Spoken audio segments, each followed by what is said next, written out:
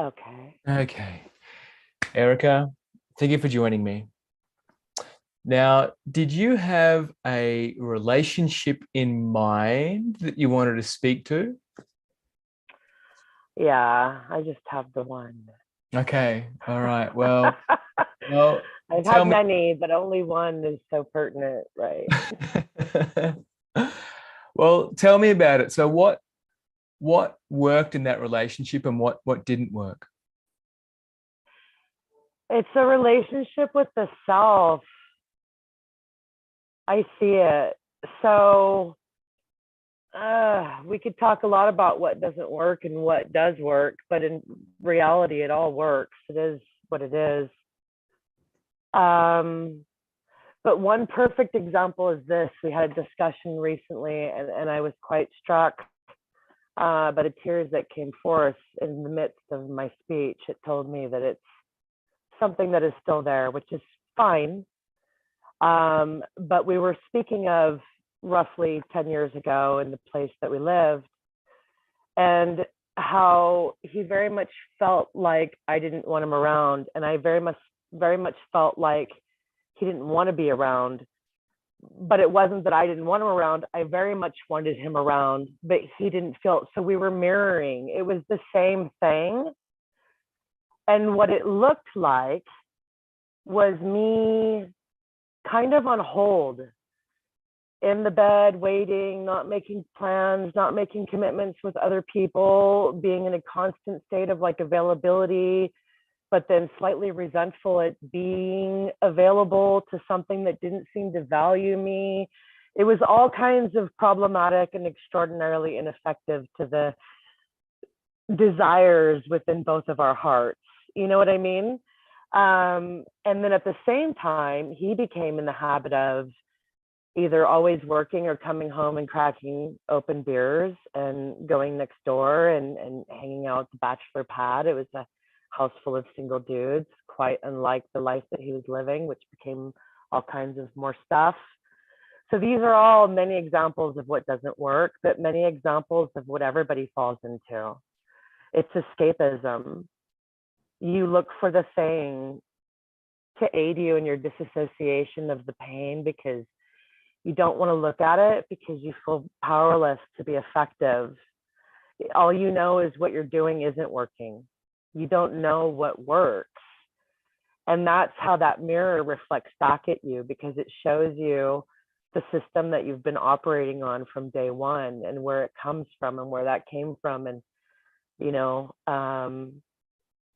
yeah, so that's my example of what doesn't work.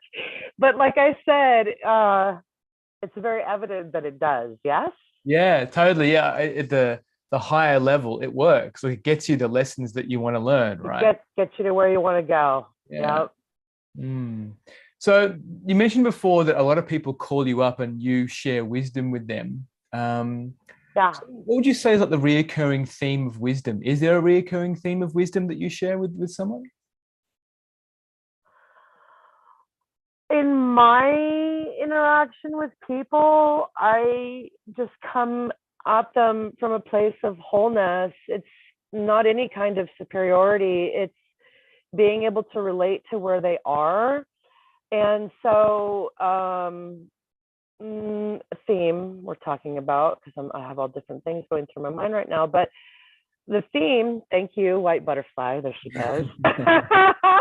So my theme is to try to teach them to look towards spirit. My theme is to try to teach them to look in the mirror, to see that the behavior being reflected toward them has some way to do with something. It's not to say something that they're doing, it's something that they can affect. It's something that they can reroute. It's something that they can work with. It's and I don't know which comes first because in being able to authentically do that, you've got to have great empathy and compassion for that which you're looking at, you know, and that's we begin to feel acceptance of something that we were once so repelled by, threatened by, victimized by, oh, and he cut me off in traffic, and then my bird died, and then it's just like, dude, you know what I mean? I do. So we talk about that, and it becomes really deep and it's very honoring also when someone opens up, and the more they open up, the more they share, and the more they share, the more I can feel it, and the more I can feel it, the more I can help. And I've had people kind of stand aside and be blown away, like, oh my God, um, it's not any kind of psychicism. I think it's just listening. Mm.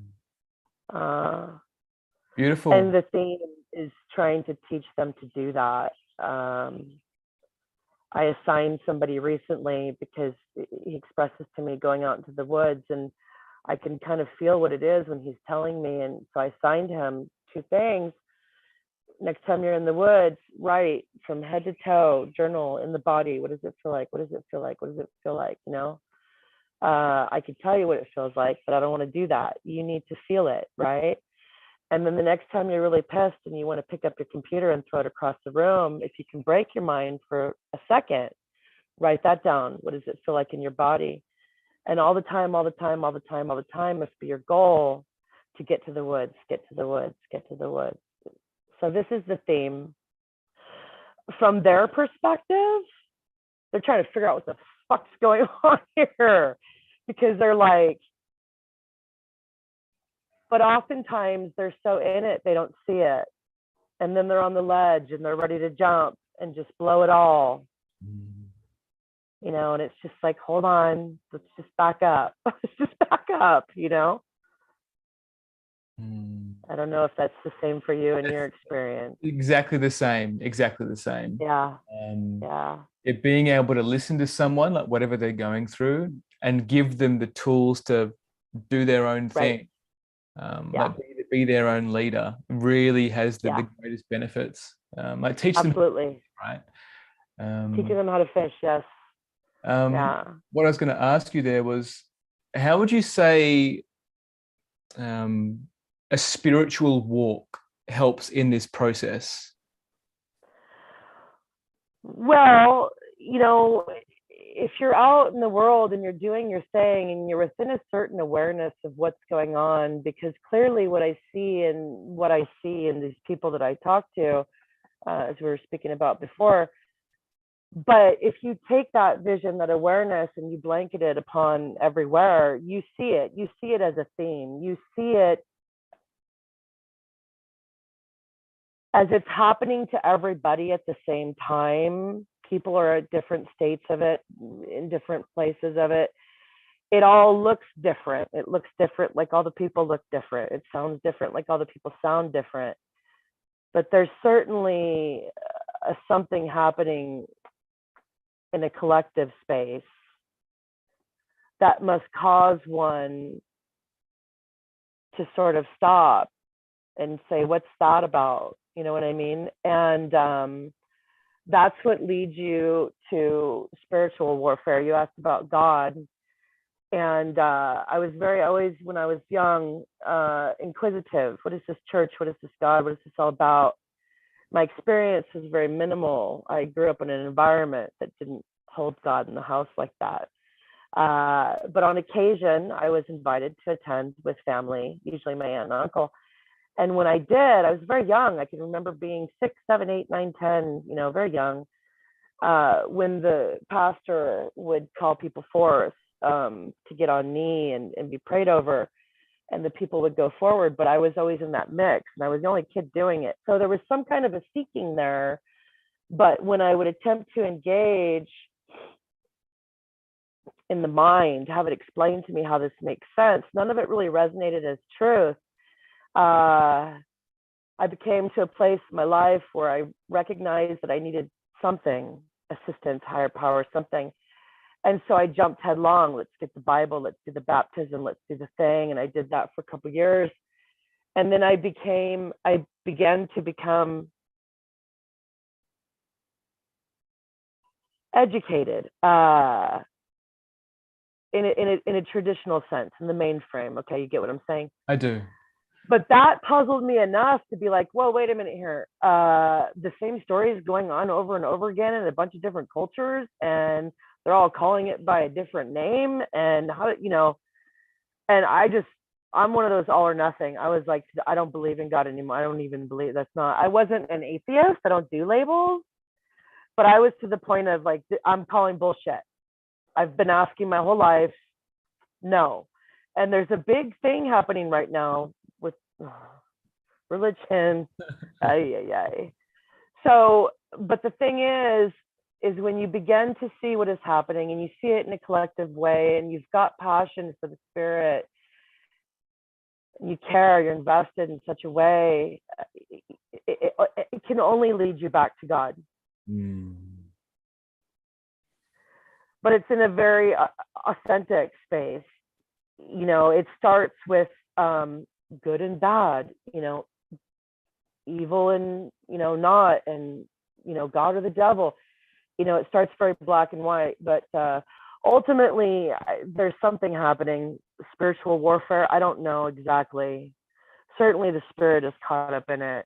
And anyone that is in the place where I am, they've come to see this, and they see the God within themselves. They see it. God is a loaded word. It is a load. That was the word you asked about, right? That was the word you asked about, right? Where you went was perfect. Where you went was exactly. Did I run off on a tangent there? Sorry if I did. Erica, it was perfect. There's many definitions. It's perfect. So if you could whisper into all of the ears of the people on the planet, what is it that you would like to say to them?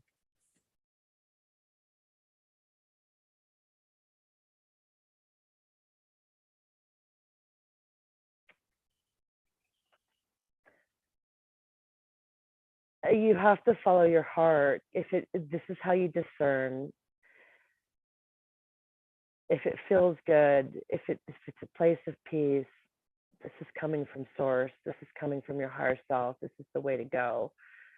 If it leaves you feeling ugly, if it leaves you feeling dirty, if it leaves you feeling anything other than just pure love, it's the voice is not coming from the right place. You don't listen. You don't go. Perfect. That's perfect. I'm not one of those fluffy people, but it brings me to the point of tears because it's not a thing that can really be like expressed in words. It's just, we all need you. Yeah. So you got to get up. Yeah, I feel that in my heart, Erica. Wow, your voice just really gets right into my heart.